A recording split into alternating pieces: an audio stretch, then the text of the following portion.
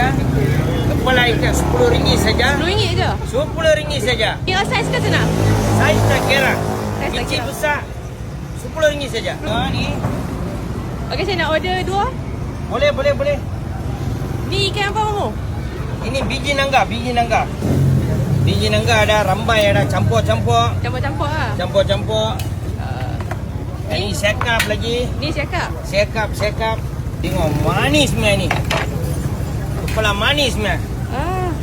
Sini Mamu je ada berapa kepala sehari? Lebih kurang 500. 500 kepala? 500. Alhamdulillah. Senang dapat. Alhamdulillah. Mamu PMP saja boleh dapat. Fresh lah. Breakfast. Habislah ikan di laut, Mamu. Hah? Habislah ikan di laut, Mamu ambil hari-hari 500. Allahu Akbar. Ya. Mamu campur-campur kepala ni yang mana yang paling Ada best? ni. Biji nangga ada. Rambai cermin ada. Sekap ada. Siakap. Jinaga ada. Selangin pun ada. Oh. Ada 5 macam ya. Yang paling sedap? Semua sedap juga. Semua sedap. Mamu Joy semua sedap. Siapa nama kepala ikan? Ambil bang. RM10 saja. Satu biji RM10. Satu biji RM10. Sebiji RM10 saja, dua RM20 saja. Baik, masya-Allah.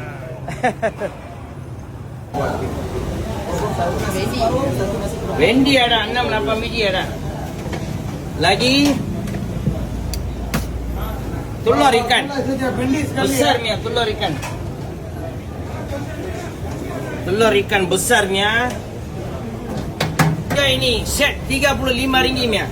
Kepala ikan 2, ada bendi sama telur ikan besarnya. RM35 saja. Kena rasa tengok, alhamdulillah.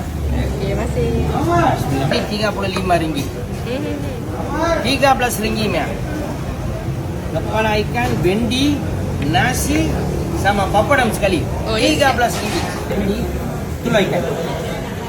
RM35. Nasi apa?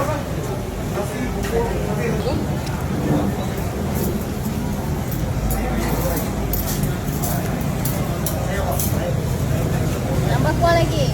Boleh. Ni baru kuah panas-panas. Sedap-sedap.